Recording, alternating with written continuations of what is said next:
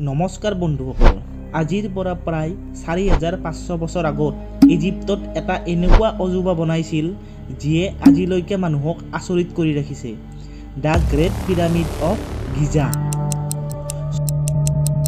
146.6 metre ওখ মানুহৰ দ্বাৰা বনোৱা এইটো সকলোতকৈ ওখ বস্তু আছিল প্ৰায় 4000 বছৰলৈ। ইমান ওজন থকা শিলেৰে বনাইছিল যে পিৰামিডৰ ওজন প্ৰায় 60 লাখ টন বুলি কয়।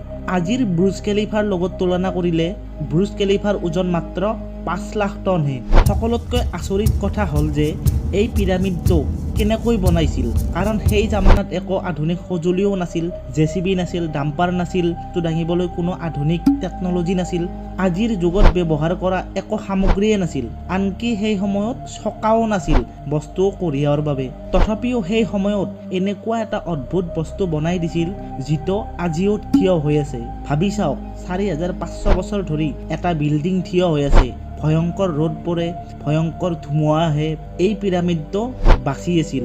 পৃথিৱীত কোনো এটা বস্তু নাই যিটো ইমান বছৰলৈ বাচি আছিল, মাত্ৰ পিৰামিডটোৱে বাচি আছিল ইমান বছৰলৈ। কেনেকৈ বাচি আছিল পিৰামিডটো?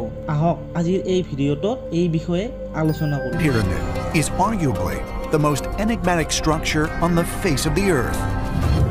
Built around 2500 BC, it is the tallest structure on Earth for more than 3,500 years. Built as gargantuan tombs of shining white limestone, the pyramids were designed to hide dark.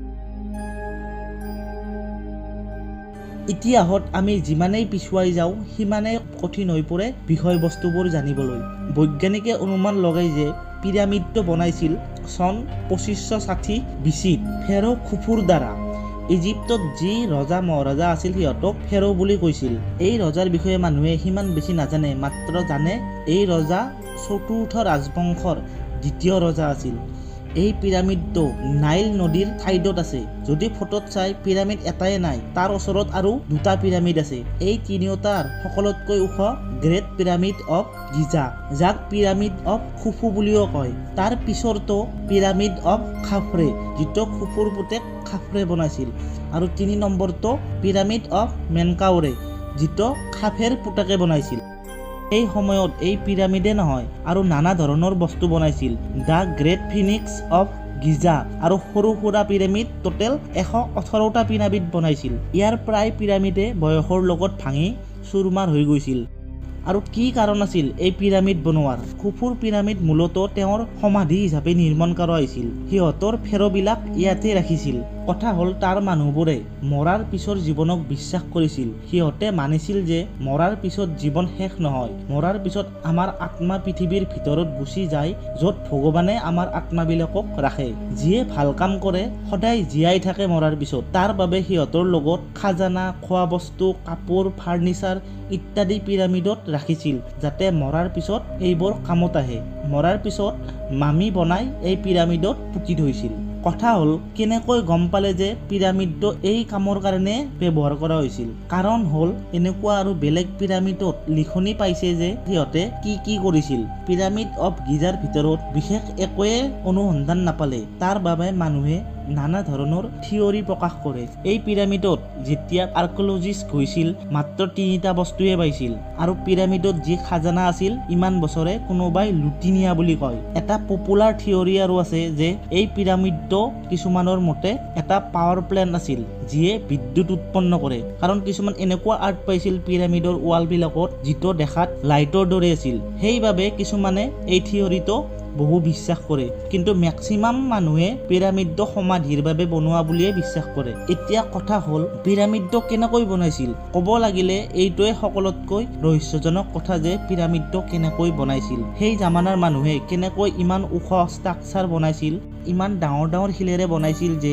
এটা শিলৰ ওজন প্ৰায় 2.5 টনৰ পৰা 80 টনলৈ আছিল। প্ৰতিটো শিল ইমান সমানকৈ কাটিছিল যে তেতিয়াতো একো কাটিবলৈ সঁজুলিও নাছিল, তথাপিও ইমান সমানকে কাটিছিল যে অলপো ভুল হোৱা নাছিল।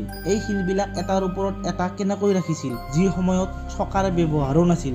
এইবিলাক সিহঁতে 20 বছৰৰ ভিতৰতে কৰি দেখাইছিল। এই পিৰামিড বনোৱাক লৈ বহু থিয়ৰী ওলাইছিল। তাৰ এটা ভুল থিয়ৰী হৈছে যে চিনেমাত প্ৰায় দেখায় যে এই পিৰামিড বনোৱা সময়ত বহু দুখীয়া লেবাৰ ব্যৱহাৰ কৰা দেখায়।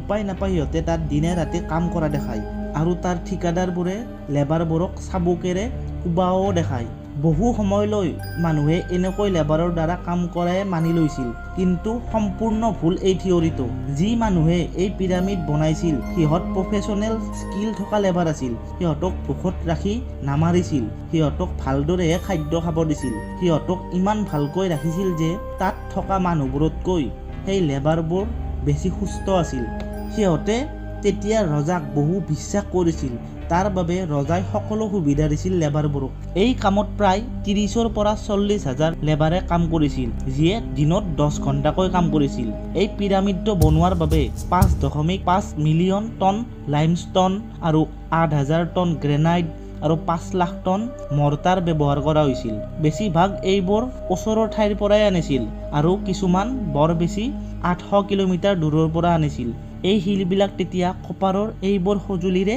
কাটিছিল শিলবিলাক এনেকুৱা ধৰণে কাটিছিল